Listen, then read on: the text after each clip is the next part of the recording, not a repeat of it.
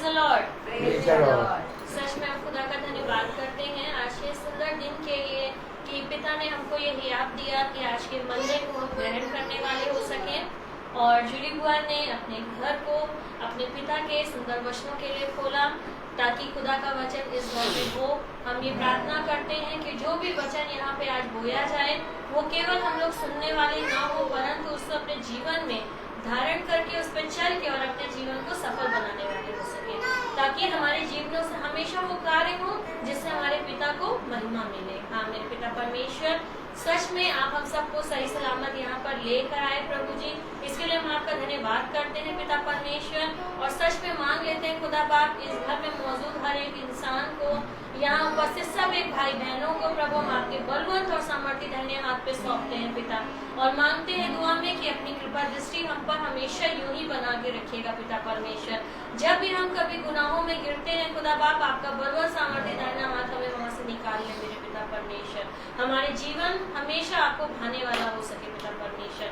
तो हम सब आज की आराधना को शुरू करने से पहले मैं निवेदन करूंगी कि इस घर का कोई भी एक सदस्य प्रार्थना में अगुवाई करे।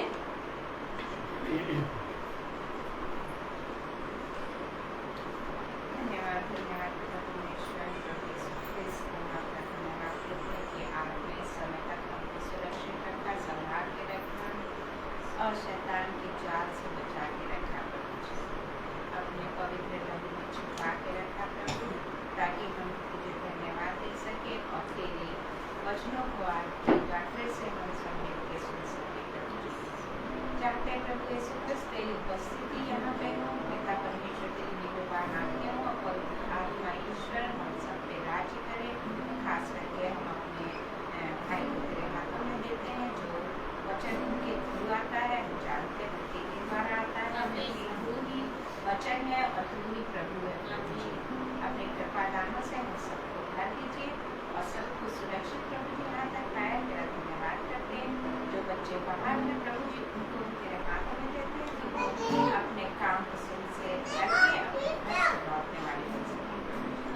तेरी आशीष बरकत मांगते हैं सबके लिए और आगे के वचन के लिए मांगते हैं प्रभु जी कि उपस्थित होकर तेरे द्वारा जो भी तू हमें सुनाना चाहता है, हमें बताना चाहता है, वो हम हृदय से ग्रहण कर सकें। ये सब कुछ मांगते हैं परमेश्वर आपके बेटे हमारे प्यारे प्रभु यीशु मसीह के नाम से आमीन आमीन आमीन। सच में खुदा को हमारा गाना बजाना, हमारी प्रार्थना सब कुछ बहुत भाई। सच में पिता परमेश्वर इसी उम्मीद से खुदावन कि आज जो भी यहाँ पे होता है आपको अच्छा लगे, हम सब गाने की ओर चलते हैं और गाना है प्यासा हिरन जैसे ढूंढे है जल को।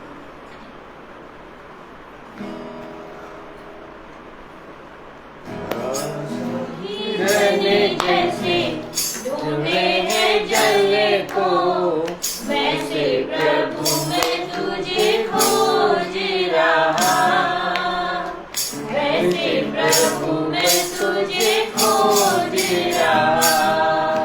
प्यासा हिरन जैसे ढूंढे हैं जल को, वैसे प्रभु मैं तुझे खोज रहा, वैसे प्रभु मैं तुझे खोज रहा। तू ही मेरे मन की अभिलाषा, तू ही मेरे मन की अभिलाषा, तेरी गुजारिश दिन करता रहूं मैं। प्यासा हिरन जैसे ढूंढे हैं जल को, वैसे प्रभु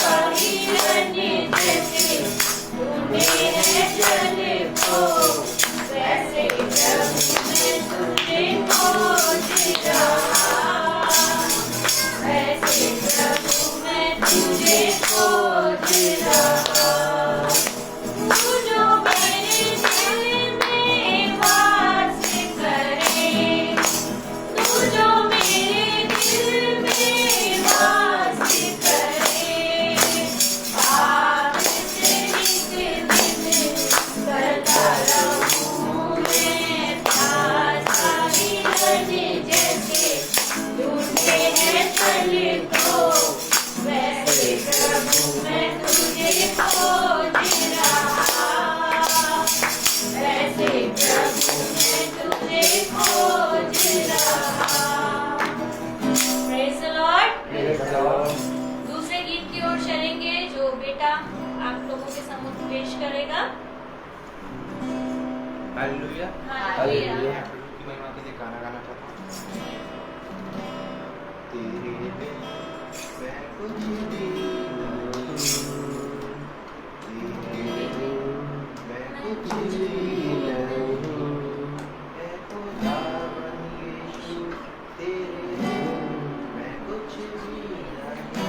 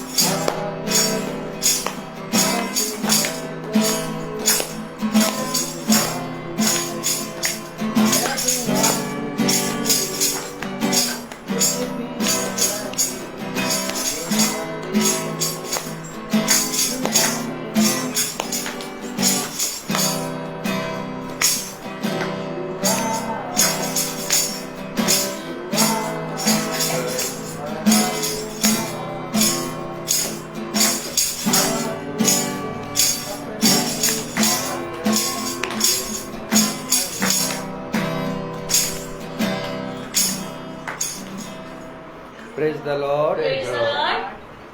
सच में हम सब खुदा के बिना कुछ भी नहीं है। सच में सांस लेना भी हमारा प्रभु की ओर से होता है। सच में इतना धन्यवाद, जितना धन्यवाद हम उसका करें उतना कम है, जितनी ही तारीफ प्रशंसा करें हम उसकी कम है। तो चलिए हम सब हमारे जीवनों में जो भी खुदा ने अद्भुत कार्य किए हैं उसके लिए हम प्रभु का धन्यवाद दें और गवाही के रूप में हम प्रभु को अपना धन्यवाद प्रकट करें। सभी को praise the Lord. Praise the Lord।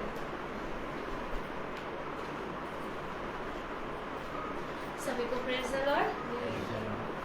आज की गवाही है मेरी कि जब मैं आज स्कूल से लौट के आ रही थी, स्कूल से ही आखिरी पीरियड चल रहा था, मुझे बुखार बहुत तेज चढ़ गया था और इतना तेज फीवर था कि मैं कॉपी लिख रही थी और मेरे मुंह से एकदम चीख निकल रही थी, इतना बॉडी में पेन हो रहा था।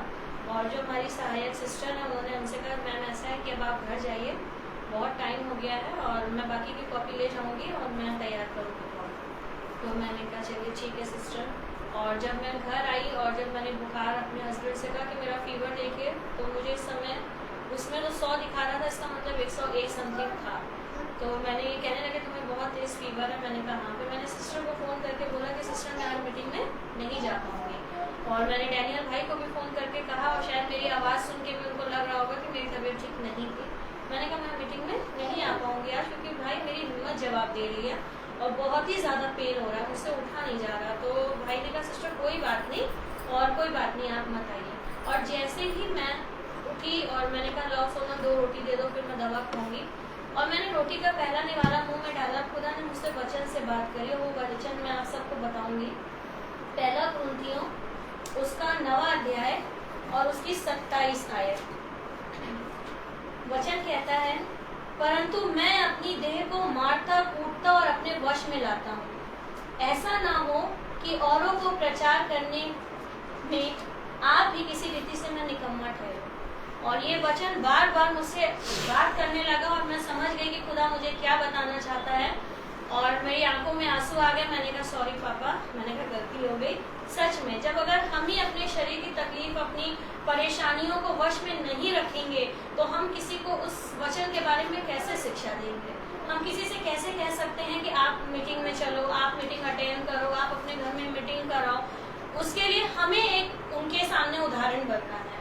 और मैं समझी इस वचन का अर्थ पिता ने मुझसे क्या कहा कि हमें अपनी तकलीफों को अपने वश में रखना चाहिए, कि ऐसा ना हो कि मैं इसी रीति से अयोग्य ठहरू। तो मैं पिता का धन्यवाद देती हूँ कि पिता ने मुझसे इस वचन के द्वारा बात करी और मैं इस मीटिंग में आने वाली हूँ। सभी को प्रेज करो। Praise the lord.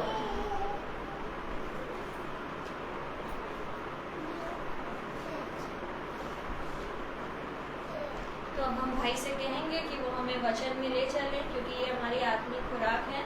और ऐसा विश्वास है कि जितने लोग भी यहाँ रोगी हैं या परेशानी में हैं या तकलीफ में हैं, आज का जो भी वचन बोला जाएगा, आज हम अपनी चंगाई यहाँ से लेकर जाने वाले हो पाएंगे।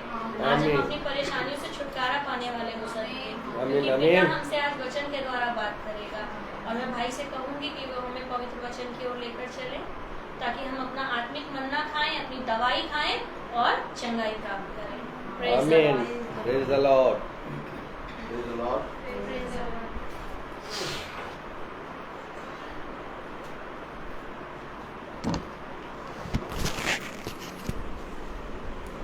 सभी भाई बहनों को जय मसीह की। जय मसीह की। खुदा ने एक बार फिर से हमें और आपको ये समय दे दिया, और जब खुदा ने ये समय दिया है तो ज़रूर से ज़रूर खुदा की योजनाएं हैं, और वो योजनाएं समय पे पूरी होती हैं, और वो हमें इसलिए रोज़ चलाता, रोज़ समझाता है कि हम उसके वचन में बने रहें। बहुत सी अंधकार की शक्तियाँ हमारे मन को और हमारे जीवन को, हमारे शरीर को पूरी रीति से वचन से दूर करने की कोशिश करते, लेकिन जो हमें थामे रखा है वो है यीशु मसीह। उसने कहा, देख मैंने तुझे थामा है, मैंने तुझे अपने बलवंत दाहिने हाथ से थाम लिया है। मैं अपना बलवंत दाहिना हाथ बढ़ाकर तेरी रक्षा करूँगा, और जीवन भर मैं अपने बलवंत दाहिने हाथ से तुझे थामे रहूँगा। ये थामना क्या होता है, हमें प्रतिदिन की महासभा में समझ में आ रहा है, क्योंकि आप और हम सब देख रहे हैं कि जिस रीति से 365 दिन मीटिंग होती है, तो इन 365 दिन में ऐसा नहीं है कि हमारे ऊपर रोग नहीं आता, बीमारी नहीं आती, कमज़ोरी नहीं आती, सारी चीज़ें आती हैं, लेकिन इसके बावजूद भी जो वचन में बना रहता है वो स्थिर होता है। आप मुझे बताइए, क्या यीशु मसीह इस संसार में जब देह में आया तो क्या उसके ऊपर रोग, उसके ऊपर पीड़ा, उसके ऊपर ये अंधकार की शक्तियों ने हावी नहीं हुई थी? लेकिन वो अपनी देह को रोज मारता कूटता था, ताकि वो अपने देह को वश में करे और अपने पिता की इच्छा को पूरा करे। आमीन आमीन। इसी तरीके से आप सब देख रहे हैं कि हम सब भी खांसी, जुकाम, बुखार और इन सारी चीज़ों में हैं, लेकिन इसके बावजूद रोज मीटिंग चल रही है। ये सब प्रभु की सामर्थ है, और हम जानते हैं कि हम खुदा के वचन में अपने आप को जब ले आते हैं तो खुदा हमें बल देता है, समझ देता है, और हर एक कार्य को पूरे करने की सामर्थ देता है।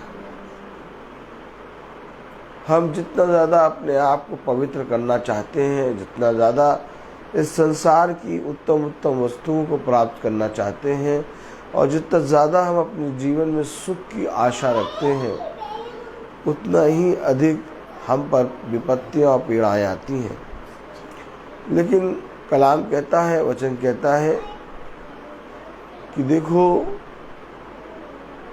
किसी चीज को पाने की चाह में नहीं, बल्कि अपने पिता के प्रेम में खींचे चले जाओ। क्योंकि ये पिता का प्रेम ऐसा प्रेम है जो हमें त्यागना यानी खोना सिखाता है।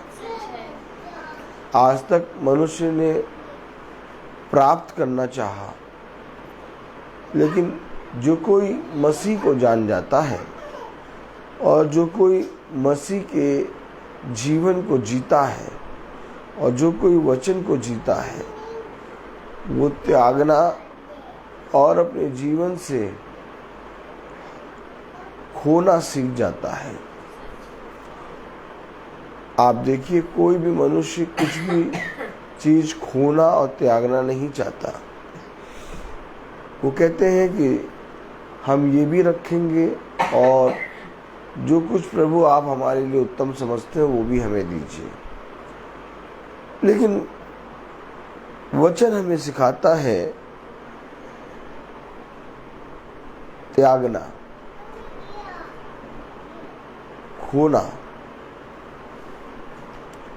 छोड़ना। और ये छोड़ना, त्यागना, खोना हर एक मनुष्य के अंदर नहीं आता।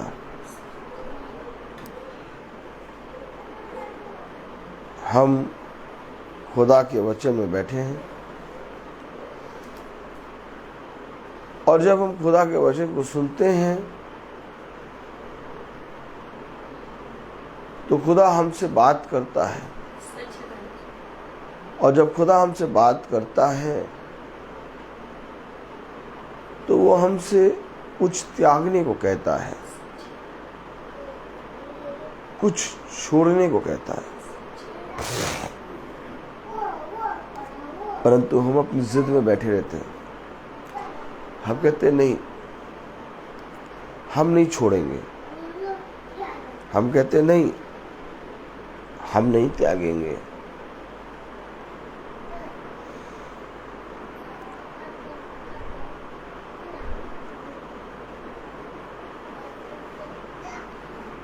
देखो, उसने जगत से ऐसा प्रेम किया कि उसने अपने इकलौते पुत्र को दे दिया। अगर वो अपने इकलौते पुत्र का त्याग ना करता तो हम में से कोई भी उद्धार का जीवन प्राप्त ना कर पाता। उसने अपने इकलौते पुत्र को मेरे और आपके लिए त्यागा। Praise the lord. और उसने कहा, जैसे मैंने किया वैसे तुम भी किया करो। आइए हम सब वचन को आदर और महिमा देने के लिए अपने स्थानों पर खड़े होंगे और हम सब वचन से पढ़ेंगे मरकुस उसका 4 अध्याय और उसकी 9वीं आयत। Praise the Lord. मरकुस उसका 4 अध्याय उसकी 9वीं आयत।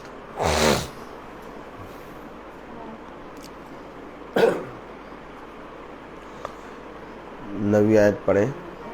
तब उसने कहा, जिसके पास सुनने के लिए कान हो वह सुन ले। आमीन। आमीन। खुदावन का वचन जो कि पवित्र है, इस पवित्र वचन को खुदा हम निकम्मों को समझने और उस पर चलने की सामर्थ प्रदान करे। आमीन। हम सब अपने स्थानों में बैठ जाएं।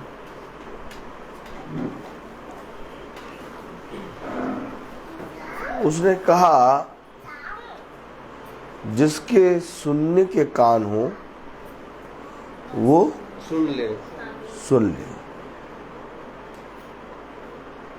Praise the Lord. Praise the Lord.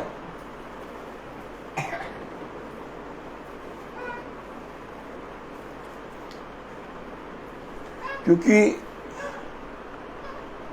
कोई सुनना नहीं चाहता, कोई खुदा के वचन को जानना नहीं चाहता, जबकि वचन में लिखा जिसके सुनने के कान हो वह सुन ले। क्या सुन ले? खुदा का वचन। आज जब हम खुदा के वचन को सुनते हैं तो खुदा हमें हमारे अपराधों और हमारे अंदर के अधर्म के कामों के बारे में बताता है, और वो हमसे कहता है कि इन कामों को, इन अपने अधर्म के कामों को मुझसे दूर कर दो, इन अधर्म के कामों को त्याग दो, तब देखो तुम स्वर्ग के राज्य में प्रवेश करने पाओगे। आमीन। लेकिन हम अपने उन कामों में लगे रहते हैं और जीवन भर उन कामों में बने रहते हैं, जबकि कलाम कह रहा, तब उसने उनसे कहा जिसके कान सुनने के लिए कान हो वह सुन ले। अब जिसके पास कान हो, तो क्या कान किसी के पास थे नहीं क्या? वहां पर सबके पास थे, लेकिन सुनने वाले कान। आप देखते हैं कि पिता कहता रहता है और बच्चे सुनते ही नहीं। आप देखते हैं माँ चिल्लाती रहती है और बच्चे सुनते ही नहीं। लेकिन कुछ पुत्र ऐसे होते हैं जो अपने पिता के कहे के अनुसार करने में चौकसी करते हैं। जिसके पास सुनने के कान हो वो सुन ले। 10वीं आयत। जब वह अकेला रह गया तो उसके साथियों ने उन 12 समेत उससे इन दृष्टांतों के विषय में पूछा। 11वीं आयत। उसने उनसे कहा, तुमको तो खुदा के राज के भेद की समझ दी गई, परंतु बाहरवालों के लिए सब बातें दृष्टांतों में होती है। तुमको समझ दी गई है, लेकिन बाहर वालों के लिए सब बातें दृष्टांतों में हैं, ताकि वो कान रहते हुए सुने और समझे ना। क्यों? क्योंकि तुम्हें समझ दी गई है। अब जब हमें समझ दी गई है तो समझ हमें बताती है कि बुद्धिमान है वो मनुष्य जो समय रहते अपने अधर्म के कामों से फिर के अपने पिता के मार्ग पर हो ले। क्योंकि जो समझ तुम्हें दी गई है वो समझ इसलिए दी गई है ताकि तुम इस पृथ्वी पर अपने पिता को जानो। कलाम में लिखा 11वीं आयत। उसने उनसे कहा, तुमको तो खुदा के राज के भेद की समझ दी गई है, परंतु बाहर वालों के लिए दृष्टांतों में होती है। सारी बातें छुपी हुई हैं दृष्टांतों में। बाहर वालों के लिए सब बातें दृष्टांतों में, परंतु तुम्हें समझ दी गई है। अब ये समझ जो दी गई है, ये समझ क्या है? हमें समझ क्यों दी गई है? ये समझ क्या करती है भैया बताओ? समझ क्या करती है? समझ क्या करती है? स्टेला बताओ, समझ क्या करती है? उसने कहा, देखो, तुम्हें स्वर्ग के राज्य के बारे में जानने की समझ दी गई। परंतु बाहर वालों को दृष्टांतों में। 11वीं आयत पढ़े। उसने उनसे कहा, तुमको तो खुदा के राज के भेद की समझ दी गई है, परंतु बाहर वालों के लिए सब बातें दृष्टांतों में होती है। बाहर वाले कौन? जिनके लिए सारी बातें दृष्टांतों में है, लेकिन तुम्हें स्वर्ग के राज्य की समझ दी गई है। तो स्वर्ग का राज्य क्या? स्वर्ग का राज्य क्या है और स्वर्ग के राज्य की समझ दी गई है, और बाहर वालों के लिए सारी बातें दृष्टांतों में की गई हैं। तो ये बाहर वाले कौन और वे कौन जिनको समझ दी गई है? आप देखिए, जब आप बैठे हैं आराम से, ठीक है, और कोई आए आपको बोलने लगे कि भैया ये जो है ना बहुत बढ़िया गिटार है, सब बैठे हैं सुन रहे, ये बहुत बढ़िया गिटार है और इतना बढ़िया गिटार ये बजता है कि आप बजाएंगे तो मजा आ जाएगी, और सब सुन रहे चुप। ये बाहर वाले कौन? जो बताओ, जैसा बताओ, चुप सुन रहे, क्योंकि दृष्टांतों में उनको समझ नहीं है। लेकिन जैसे किसी ने कहा ये बहुत बढ़िया गिटार है, तो ये बोला नहीं रे भैया, ये गिटार नहीं, ढपली है।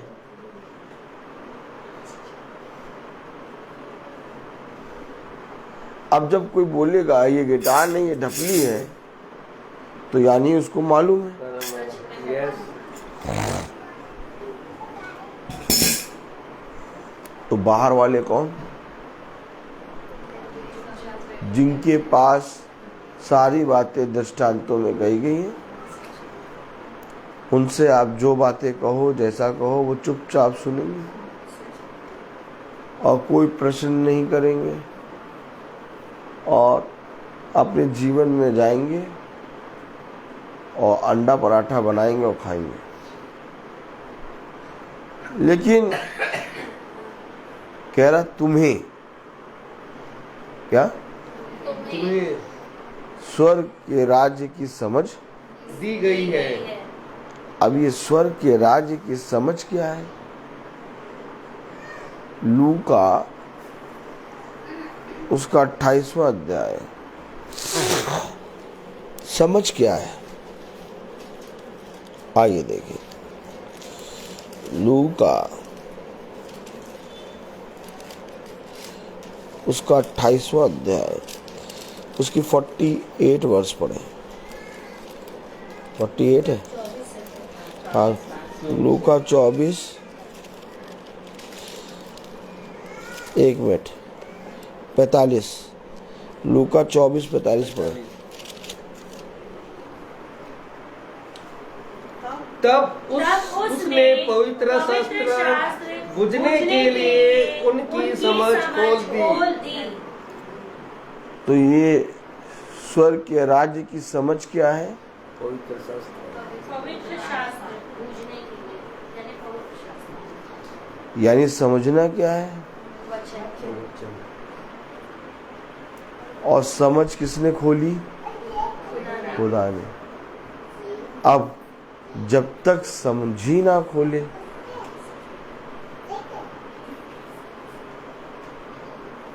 सीधे बैठो सैंकी। अब जब तक खुदा समझ ना खोले,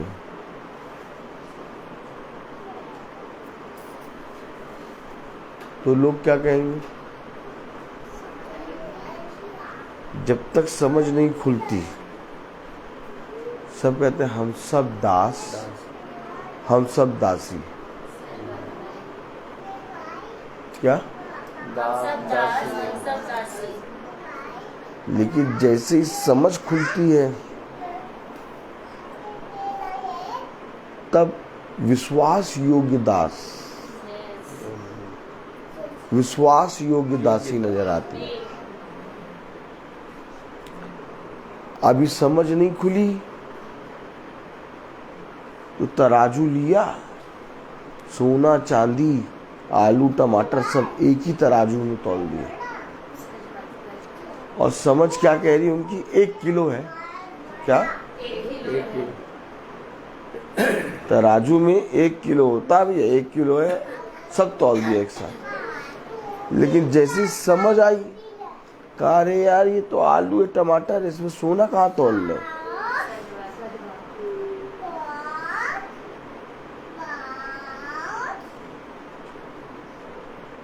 कटनी का समय यही तो है।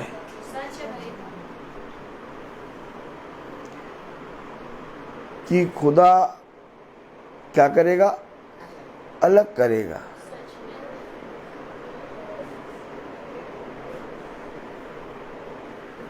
कटाई छटाई, कटनी, गेहूं को उससे अलग करेगा। आमीन। अलग क्यों? क्योंकि ये सोना है। अब जिसके पास समझ नहीं, वो कहेगा हम सब प्रभु के दास और दासी।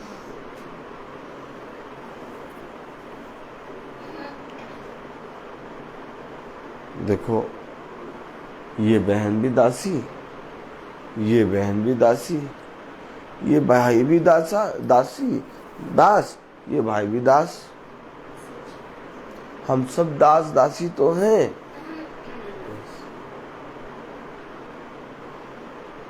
आज कोई ऐसा मनुष्य है जो खुदा के विषय में अपने आप को ये ना कहे कि हम दास नहीं। सबसे पहले खड़ा होगा, कहेगा मैं दास।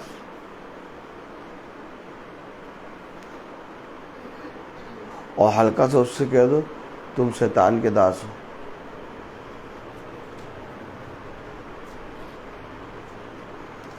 हर कोई अपने आप को साबित क्या करना चाहेगा, खुदा का दास। अगर हर कोई, भाई डैनियल बताइए, अगर हर कोई खुदा का दास हो गया तो ये बताइए फिर पाप कहाँ रहा? तो फिर न्याय किस पे करेगा खुदा? अगर हर कोई खुदा का दास, अगर हर कोई खुदा की दासी, स्टेला बताओ, अगर हर कोई खुदा का दास, हर कोई खुदा की दासी हो गई, तो फिर तो इसका मतलब पाप आप सब खत्म। लेकिन ऐसा है नहीं। पाप है, विरोधी है।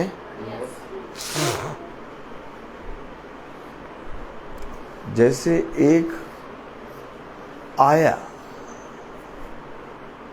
और वो खुदा की समानता में होने पर भी अपने आप को उसने हमारे और आपके लिए अपने आप को उसने दास बना दिया। थोड़ा सा समझेंगे वचन, बहुत गहराई में जा रहा है वचन, बहुत ज़्यादा डीप उतरता जा रहा है।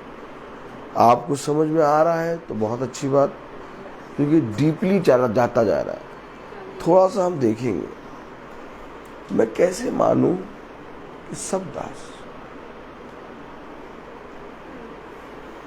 एक अपने पिता का पुत्र, तो एक और है जो अपने पिता का पुत्र है।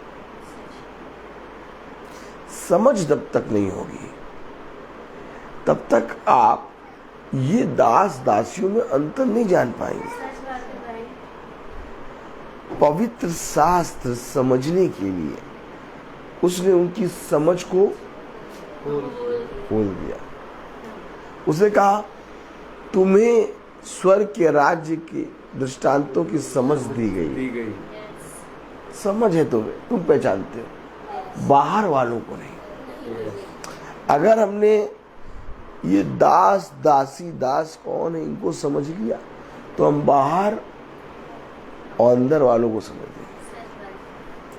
पवित्र शास्त्र समझने की समझ, तब उसने उनकी समझ को, पवित्र शास्त्र समझने के लिए उनकी समझ को, तो आइए हम थोड़ा सा देखें।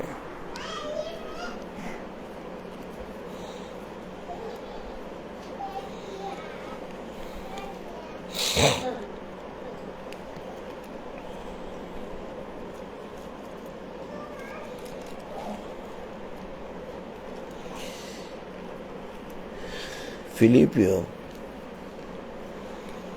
उसका 2 अध्याय। जो लोग कहते हैं ना हम सब भैया, इधर देखिए, ये हजक का मुंह देखिए, हम सब भैया प्रभु के दासी तो हैं, प्रभु की दासी तो हैं। ऐसा नहीं है। हम वचन से दिखा देंगे। फिलिपियों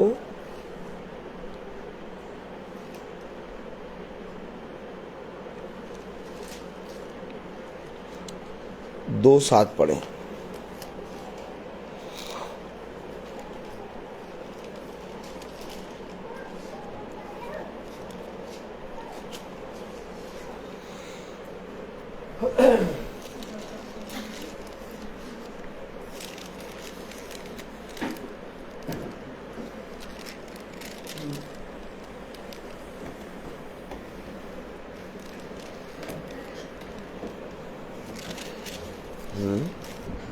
फिलिपियों 2:7 पढ़े। वरन अपने आप को ऐसा शून्य कर दिया और दास का स्वरूप धारण किया और मनुष्य की समानता में हो गया। अब एक तो ये दास है जिसने अपने आप को शून्य कर दिया। तो ये जो दास है ये किसका दास है? अपने पिता यानी यीशु मसीह। उसने लोगों के सामने अपने आप को दास कर दिया। तो एक और होगा, है बस है कि नहीं? तो एक और होगा जो दास करेगा। पढ़े यूहन्ना 8:44।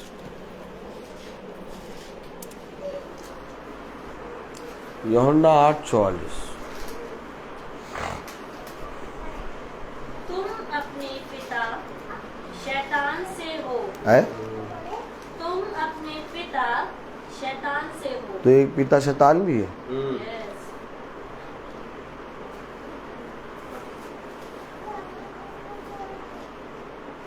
हाँ हाँ,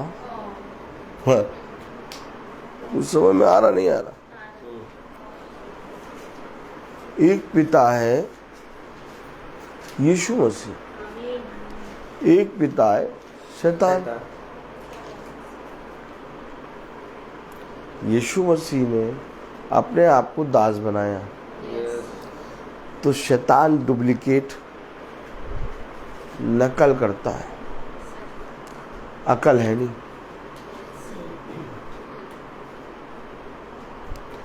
शैतान के पास अक्ल नहीं, अकल है, नकल करता है। तो जब उसे देखा कि एक पिता का एक दास आ गया वो बन के, तो उसने इस पृथ्वी पर अपने दास दासी भी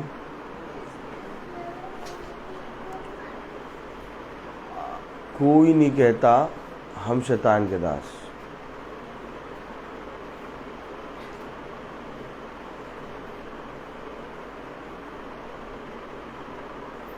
सब कहते हैं हम प्रभु यीशु मसीह के हैं। लेकिन यीशु मसीह ने ये बात रख दी। यीशु मसीह ने क्या रखा? तुमको तो स्वर्ग के राज्य की समझ दी गई है। अब जिनके पास समझ है, समझ क्या दर्शा रहा है? पवित्र शास्त्र समझने की समझ। तब उसने पवित्र शास्त्र समझने के लिए उनकी समझ को खोल दिया। तो जिनके पास पवित्र शास्त्र को समझने की समझ है, ऑलरेडी वो प्रभु के दास है। लेकिन जिनके पास प्रभु यीशु मसीह के वचन को समझने की समझ ही नहीं, गलत तो नहीं हूं मैं?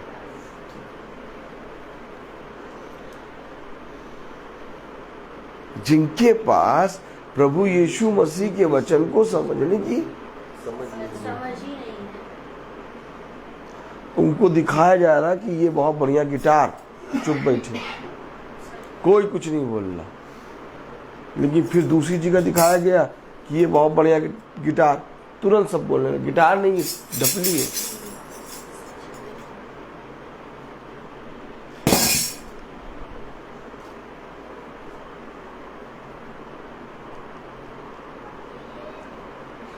बाहर वाले कौन? बाहर से धूर्त अदन की वाटिका में घुस गया।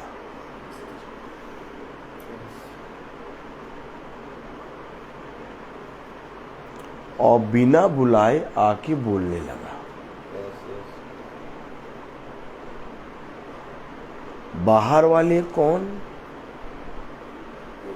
जो अपने पिता शैतान से, यूहन्ना 8 और कौन सी आयत 44 क्या लिखा?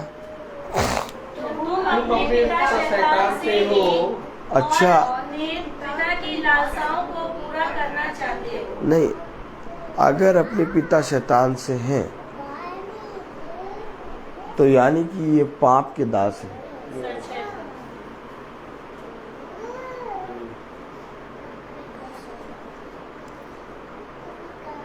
आज क्या कारण है? कोई पवित्र शास्त्र वचन को जानना नहीं चाहता। कोई मनुष्य वचन को, महासभा को, मीटिंग को सुनना नहीं चाहता। सब चाहते हमारे घर में शांति आए, हमारे घर में सुख समृद्धि आए, हम प्रभु के दास हैं। तुम्हारे कहने से तुम प्रभु के दास नहीं बनते, क्योंकि जब तक तुम्हारी समझ नहीं खुलेगी, जिस दिन समझ खुल गई उस दिन तुम इस पृथ्वी पर एक भय के साथ जीवन बिताओगे। अब ये बहन के 101 फीवर, इससे कहा मैं नहीं जाऊंगी, लेकिन एक भय आया, एक पिता का भय।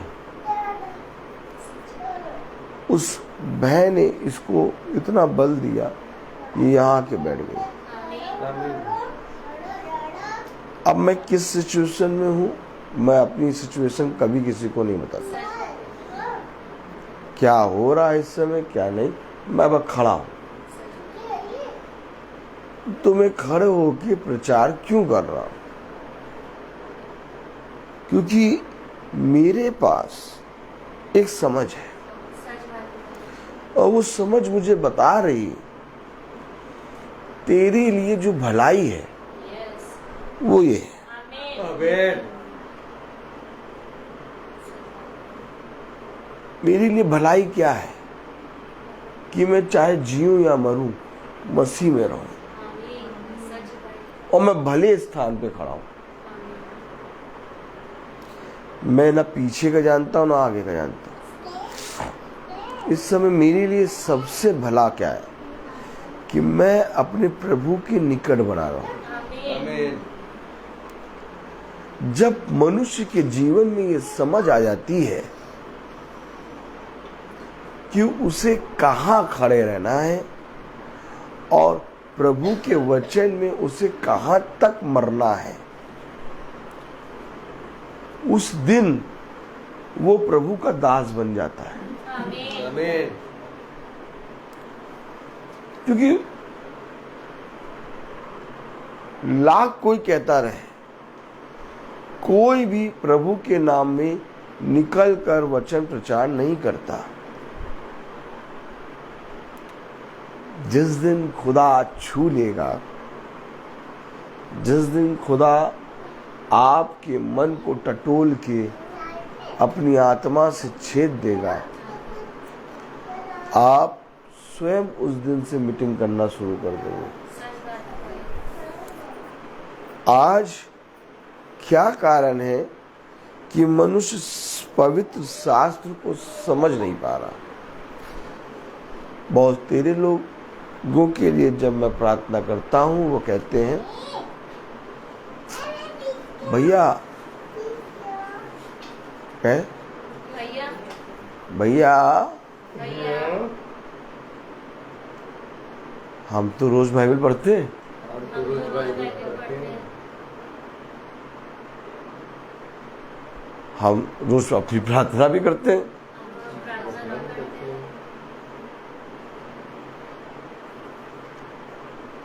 भैया पता नहीं क्या बात है कि पैर में दर्द बहुत तेज हो रहा है। अगर रोज बाइबल पढ़ते हो, रोज प्रार्थना करते हो, तो फिर ये दर्द का क्या बखान कर रहे हो?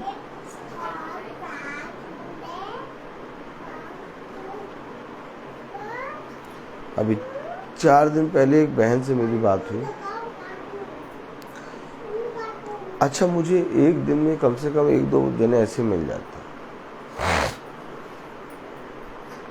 भैया हम रोज बाइबल पढ़ते हैं, हम रोज प्रार्थना करते हैं।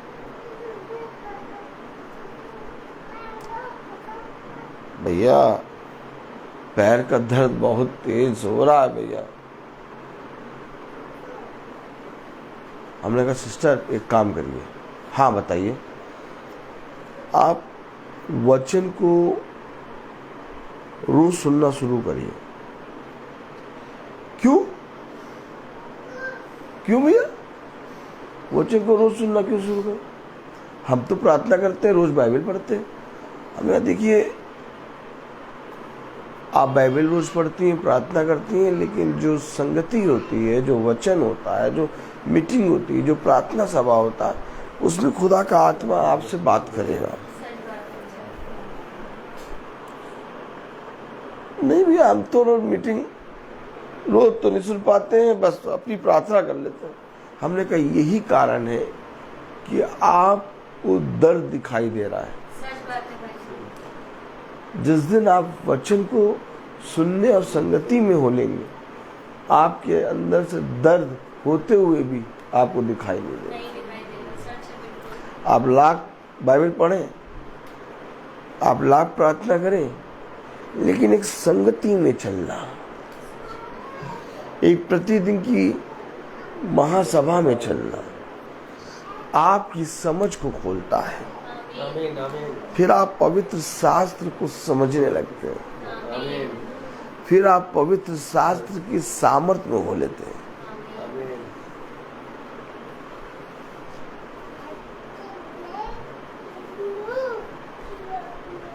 आपने कभी ऐसे व्यक्तियों से मिले आप जो कहते हैं हम प्रतिदिन बाइबल पढ़ते हैं और प्रतिदिन हम प्रार्थना करते हैं, लेकिन उनसे बात करिए आप तो हर एक पॉइंट पे क्या हर एक पॉइंट पर वो अपने अविश्वास को दिखाएंगे। तो अपने अविश्वास पर दिखाएंगे। मतलब हर एक जगह उनका कंप्लेन होगा, उनके शरीर का दर्द होगा, उनके घर की प्रॉब्लम होंगी। उनकी बात करते समय आपको कहीं से ऐसा नहीं लगेगा कि ये वचन पढ़ रहे हैं, और वो कह रहे हैं हम वचन पढ़ रहे हैं, और मैं भी कह रहा हूँ हाँ वो ठीक कह रहे हैं, वो वचन पढ़ रहे हैं। लेकिन आप ही मुझे बताइए,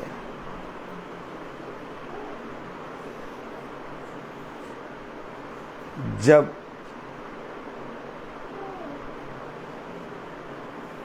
समझ ही बंद हो तो लाख पवित्र शास्त्र पढ़ो, क्योंकि पवित्र शास्त्र को समझने के लिए समझ तो खोलेगा खुदावन यीशु मसीह। तभी तो वचन में लिखा, लूका 24:45 क्या लिखा?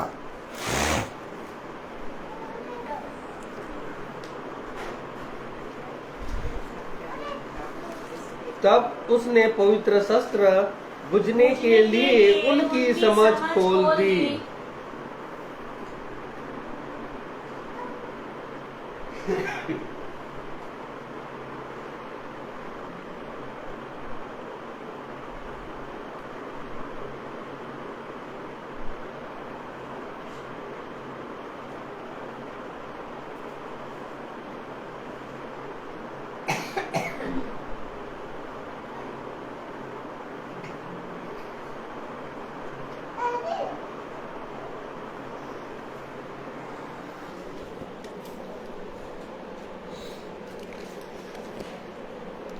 Praise the Lord. Praise the Lord.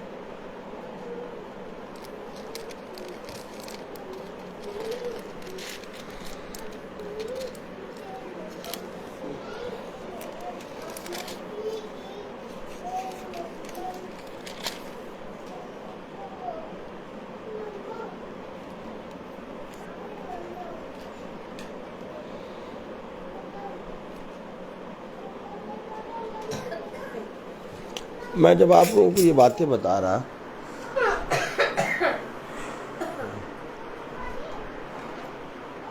जब मैं आप लोगों को ये बातें बता रहा, बैकग्राउंड में क्या, बैकग्राउंड में खुदा एक वचन दे रहा।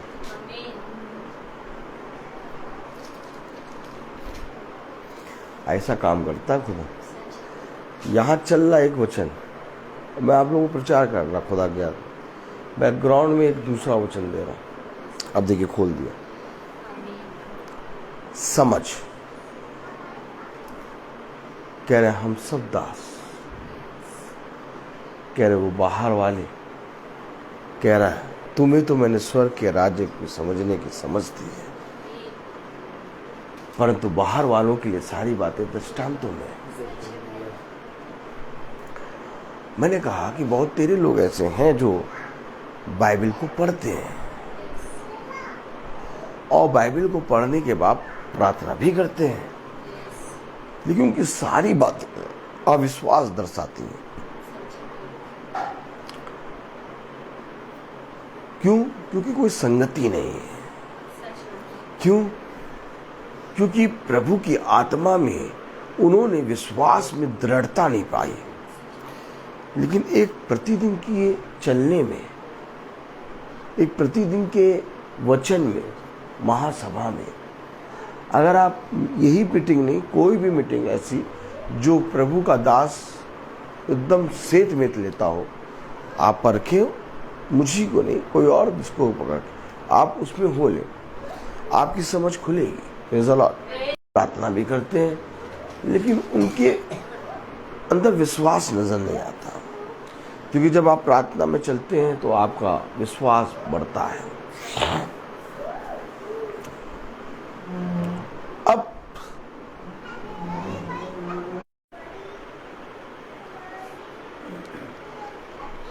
जब आपका विश्वास खुला, समझ खुली, तो आपके साथ अद्भुत काम होने शुरू हुए, फिर आप वचन में बढ़ते चले जाएंगे।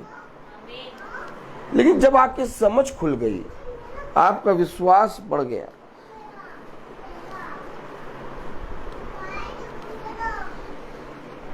तो एक काम हुआ, खोलें दूसरा राजाओं 5वां अध्याय। दूसरा राजा 5।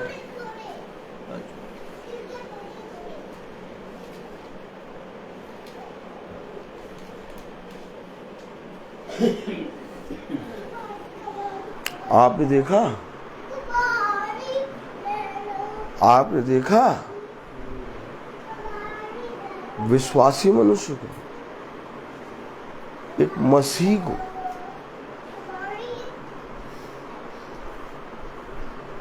भैया बोले भैया भैया, हम रोज बाइबल पढ़ते हैं। हम रोज बाइबल पढ़ते हैं। अब एक चीज और आएगी, देखिए हम रोज प्रार्थना करते हैं। हम रोज प्रार्थना करते हैं। अब एक चीज और आई प्लस, हम रोज महासभा भी देखते हैं। हम रोज महासभा भी देखते हैं। लेकिन भैया लेकिन भैया प्रॉब्लम बनी हुई। प्रॉब्लम बन गई। अब पास्टर साहब परेशान, प्रार्थना तो करे, ताली बजाए, हर एक स्टेप पे ताली बजाइए। यार समझ खुली हुई है तो कहाँ ले गया? देखा जो बैकग्राउंड में चल रहा था वचन, अब वो आ रहा है आपके सामने। Praise the Lord. Praise the Lord.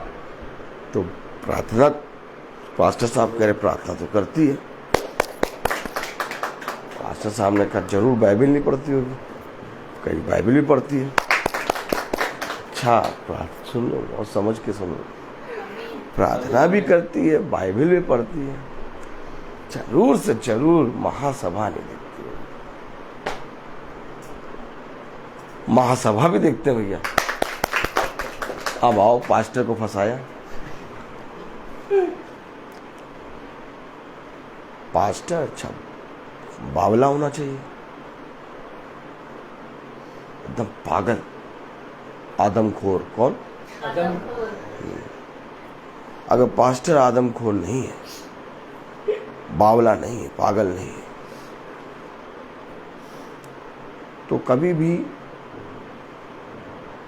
वो बकरियों को भेड़ और भेड़ से दुल्हन नहीं बना पाएगा। सच बात है बिल्कुल भाई। तो कलाम में आया, आइए दूसरा राजाओं उसका 5वां अध्याय और उसकी 3री आयत। उसने अपनी स्वामिनी से कहा, उसने अपनी स्वामिनी से कहा, ये बैकग्राउंड वाला वचन है, अब सुनिए। यदि मेरा स्वामी सोमरोन के भविष्यवक्ता के पास होता तो क्या ही अच्छा होता, क्योंकि वह उसको कोड़ से चंगा कर देता। तो नमक अरे बोले, अरे अरे कैरी अगर वहां होता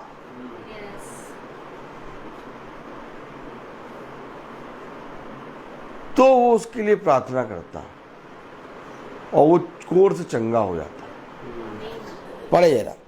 उसने अपनी स्वामिनी से कहा, यदि मेरा स्वामी सोमरोन के भविष्यवक्ता के पास होता तो क्या ही अच्छा होता, क्योंकि वह उसको कोड़ से चंगा कर देता।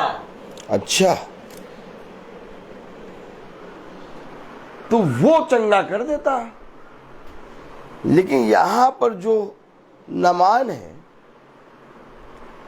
वो बहुत प्रतिष्ठित है। पढ़े पहली आयत से।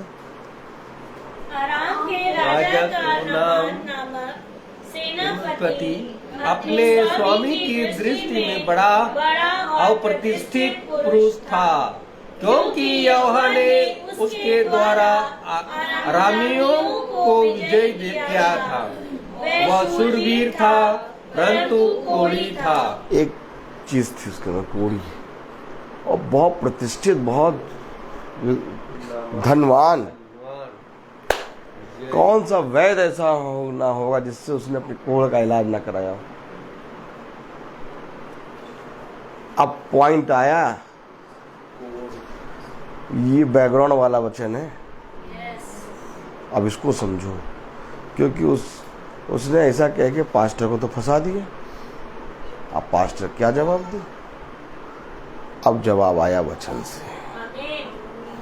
तो कह रहा प्रतिष्ठित है, पैसे धन दौलत की कमी नहीं, जिससे इलाज कराना चाहो कराओ, जिससे प्रार्थना कराना चाहो कराओ, लेकिन एक चीज है, पढ़े जरा दूसरी आयत। अरामी लोग दल बांधकर इस्राएल के देश में जाकर वहां से एक छोटी लड़की बंदी बनाकर ले आए थे। एक छोटी लड़की की पत्नी की सेवा करती थी। एक छोटी लड़की आई थी इजराइल से। कहाँ से? इजराइल से छोटी लड़की आई।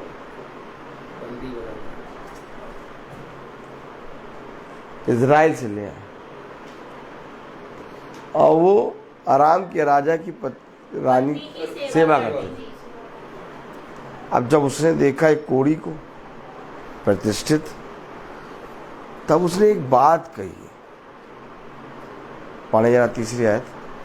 उसने अपने स्वामी से कहा, यदि मेरा स्वामी सुमरोन के भविष्यवक्ता के पास होता तो क्या ही अच्छा होता, क्योंकि वह उसको कोढ़ से चंगा कर देता। एक है जो प्रार्थना करेगा और वो चंगा हो जाएगा। आमीन।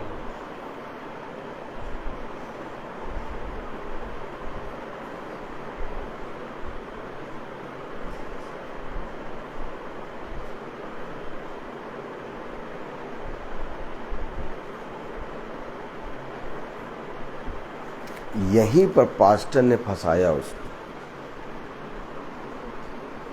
आपने देखा एक आत्मा, दिखाओ,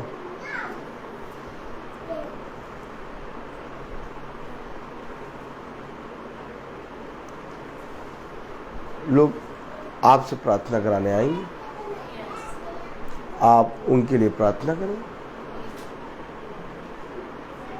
ठीक। फिर अगर आपसे बड़ा पास्टर कोई आ गया तो वो जो आपसे प्रार्थना कराने आते थे, आपसे वो बड़े वाले के पास जाएंगे।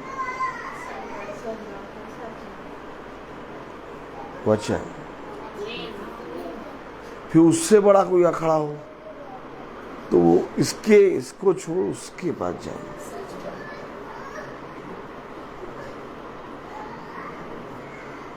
समझ, पवित्र शास्त्र समझने की समझ खोल दी। बहुत प्रतिष्ठित था, हर जने से प्रार्थना कराता था और हर जगह जाके रोग को दिखाता था। लेकिन इजराइल से छोटी लड़की ने आके कह दिया, अगर ये वहां होता तो वो भविष्यवक्ता प्रार्थना करता। एक अब आओ अय्यूब।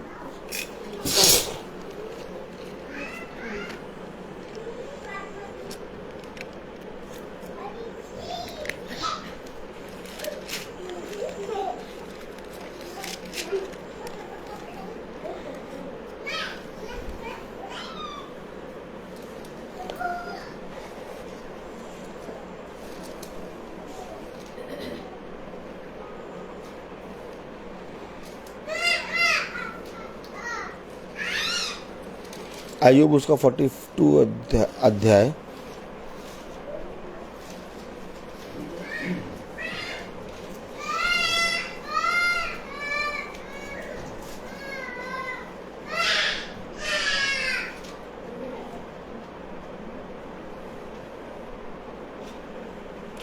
आठ 42:8।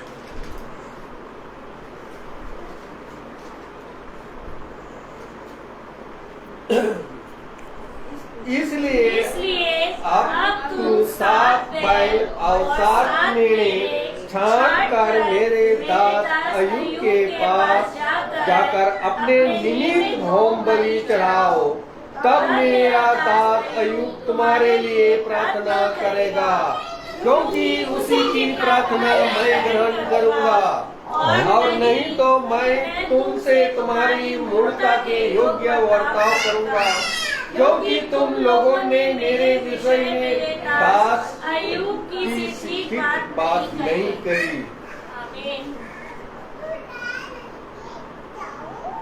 मूर्खता,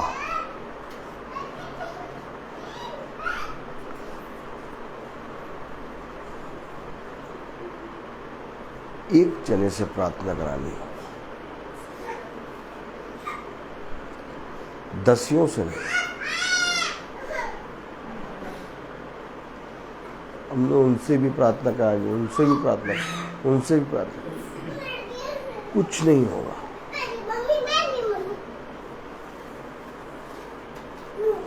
उसने कहा अय्यूब 42:10 पढ़े,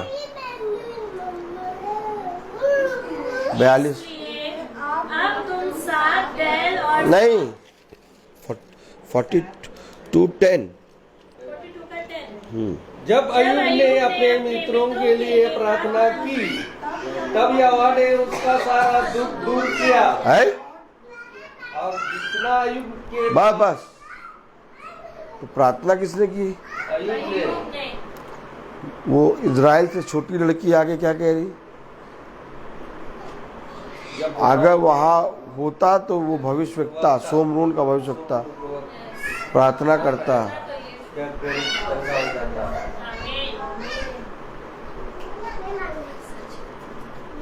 हर जने से प्रार्थना नहीं करा सकते। होगा वो आपकी दृष्टि में प्रतिष्ठित मनुष्य, होगा वो बहुत ज़्यादा 10,000 कलीसिया का याजक, लेकिन मेरी दृष्टि में मुझे जिसने खुदा के वचन को बताया और श्वेत में बताया और उसके द्वारा मेरा जीवन बदला, तो जब उसके वचन के द्वारा जो उसने मुझे खुदा की आत्मा में बताया, उससे मेरा जीवन बदल गया, तो खुदा उसके आत्मा से मेरे लिए प्रार्थना कराएगा। सच है भाई। अब मैं ये नहीं कर सकता कि इससे भी प्रार्थना, उससे भी प्रार्थना। ये अविश्वासी की पहचान है। सच बात है। ठीक वही बात कि एक जना अपने ऊपर 12 याजक रखे हुए हैं।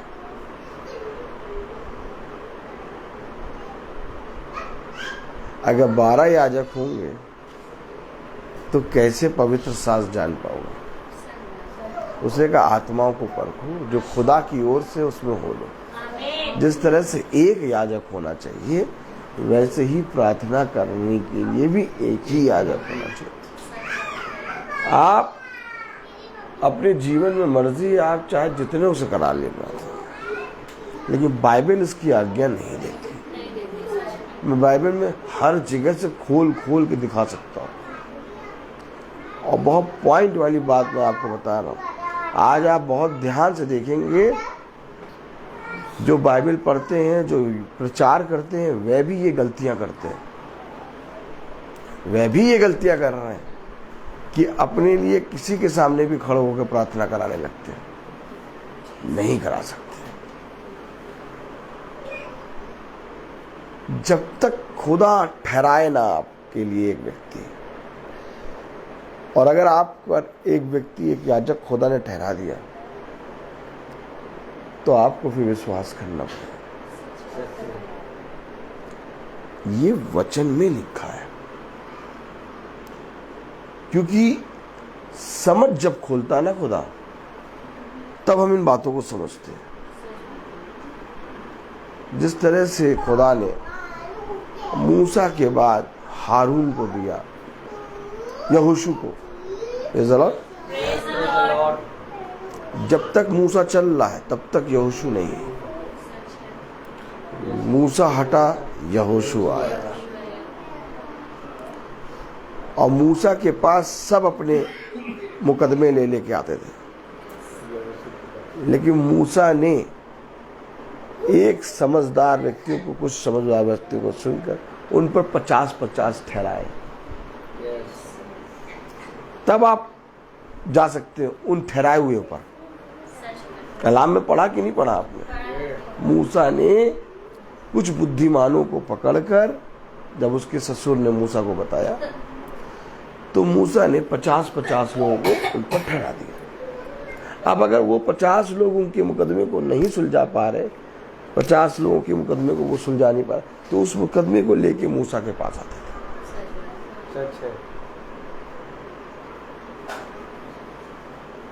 बाइबल इन विषयों के बारे में बहुत खुलकर प्रचार करती है। हर किसी से आप प्रार्थना नहीं करा सकते, और हर कोई आपका याजक नहीं बन सकता। जैसे एक पत्नी का एक ही पति होता है, ठीक उसी तरीके से एक कलीसिया का एक ही चरवाहा होता है, और वो आपके लिए अपने प्राणों को खोने की तक विश्वास योग्य रहता है। जब तक इन बातों को हम नहीं समझेंगे, तब तक भैया सब दास, क्या सब दासी, सब दास। पता चला अभी एक से प्रार्थना करा लिया, दूसरा मिला 54, तीसरा, चौथा।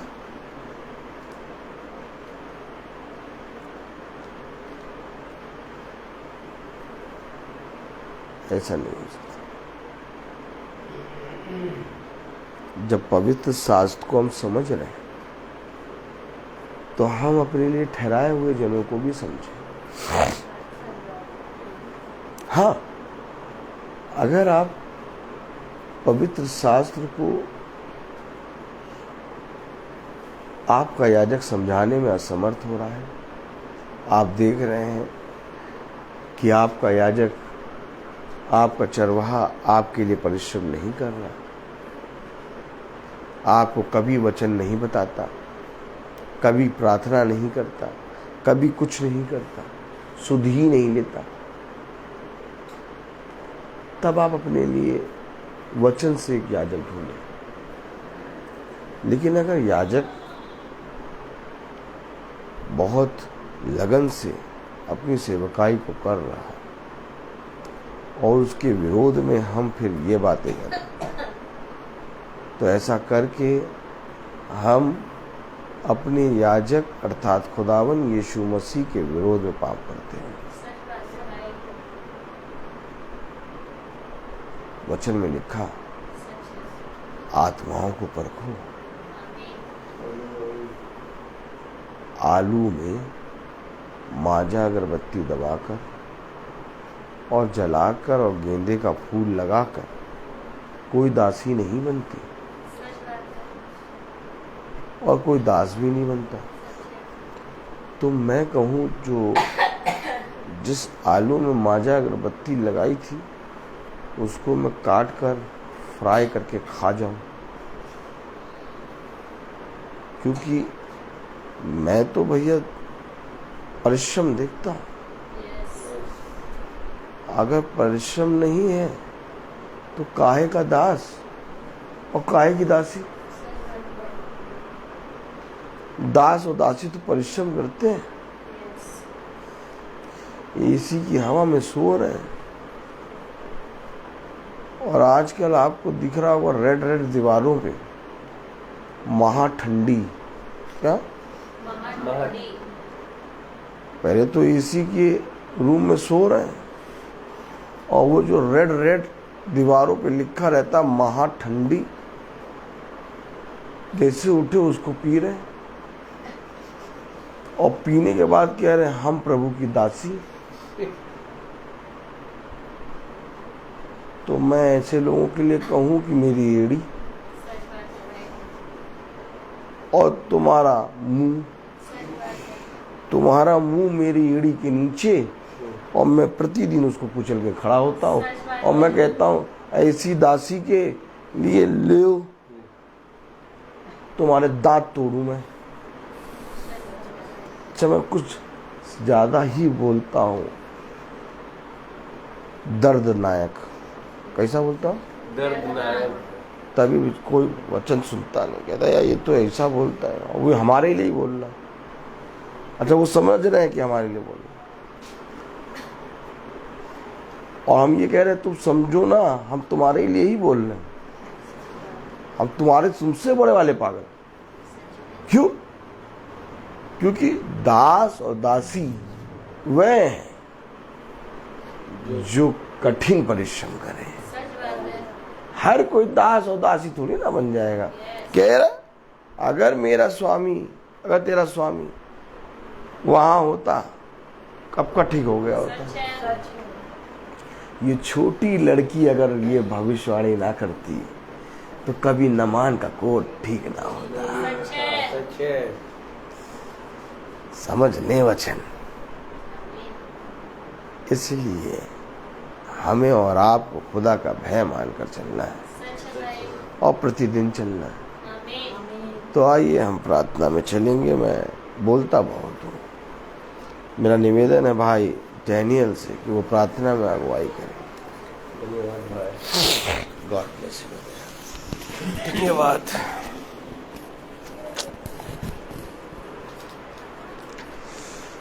आइए हम लोग प्रार्थना में चले, अपने आंखों को बंद करें। धन्यवाद खुदा, धन्यवाद, तेरी स्तुति हो, तेरी महिमा हो, तेरी जय हो खुदा। धन्यवाद देते हैं खुदावन इस महासभा को, हमारे जूली आंटी के यहाँ महासभा को रखा है खुदावन आपकी इच्छा के अनुसार खुदावन, जो आपने इस महासभा में एक बीज बोया खुदावन, ताकि इस बीज को हम लोग ग्रहण कर सके खुदावन। खुदावन आपने जो शिक्षा दिया ये आत्मा और जीवन का मार्ग है खुदावन। या आपका जो अनुग्रह हम सबों पर बने रहे खुदावन, ताकि आपका वचन को ग्रहण कर सके खुदावन। हम आपको धन्यवाद देते हैं खुदावन। हम प्रार्थना करते हैं इस घराने के लिए, हर एक जन के लिए खुदावन, ताकि आपका वचन को ग्रहण कर सके खुदावन और सेत में एक दूसरे को बांट सके खुदावन। खुदावन हम धन्यवाद करते हैं खुदावन आपको, ये क्योंकि आपने हम लोगों को एक जीवितों के देश में जिंदा रखा खुदावन, और यहाँ हम लोगों को एकत्रित किया खुदावन, और यहाँ जितने भी लोग एकत्रित हुए खुदावन उनके लिए मैं दुआ करता हूँ खुदावन, ताकि आपका वचन को ग्रहण कर सके खुदावन। मैं उन लोगों के लिए भी खुदावन प्रार्थना करता हूँ खुदावन, जो हमारे जॉन मसीह जो हॉस्पिटल में ऑपरेशन हुआ है खुदावन, उसको स्वस्थ कर दीजिए खुदावन, ताकि और जो सचिन मसीह भी है खुदावन उनके लिए मैं भी दुआ करता हूँ, ताकि उनका आपका वचन को ग्रहण सुन सके खुदावन, और उसके जो भी शरीर में जो रोग है खुदावन उसको दूर हो सके खुदावन। और खुदावन हम भी ये प्रार्थना करता हूँ खुदावन, जो यूट्यूब में या फेसबुक में देख रहे हैं खुदावन, जो उनके लिए मैं दुआ करता हूँ कि आपका वचन को ग्रहण कर सके खुदावन। यही दुआ हम करते हैं हमारे प्रभु यीशु मसीह के नाम पर, आमीन। हे हमारे पिता, तू जो स्वर्ग में है, तेरा नाम पवित्र माना जाए, तेरा राज आए, तेरी इच्छा जैसे स्वर्ग में है वैसे पृथ्वी पर भी पूरी हो। हमारा प्रतिदिन का आहार आज में दे, और हमारा अपराध हम क्षमा कर, जैसे हम भी अपने अपराधियों को क्षमा करते हैं, और हमें परीक्षा में ना डाल, परंतु बुराई से बचा, आमीन। अब हमारे खुदा यीशु मसीह का फजल, खुदा बाप की मोहब्बत, पाक रूह की रिफाकत और शराकत हमने से हर एक विश्वासी जन के साथ अब अच्छी तरह निकालता है। आमीन। धन्यवाद धन्यवाद धन्यवाद, सारी आशीषों पे सोते धन्यवाद। धन्यवाद धन्यवाद धन्यवाद, सारी आशीषों पे सोते धन्यवाद। सारी आशीषें आती ऊपर से, हालेलुया। धन्यवाद धन्यवाद धन्यवाद, सारी आशीषों पे सोते धन्यवाद। सभी भाई बहनों को प्रेज द लॉर्ड। सूचित किया जाता है कि कल की प्रार्थना शाम को 5 बजे बहन सुच्ची की यहाँ होगी और इनकी मम्मी का बर्थडे है, उसमें थैंक्स गिविंग की प्रार्थना है। आप सब आने का कष्ट करें। Praise the Lord. Praise the Lord.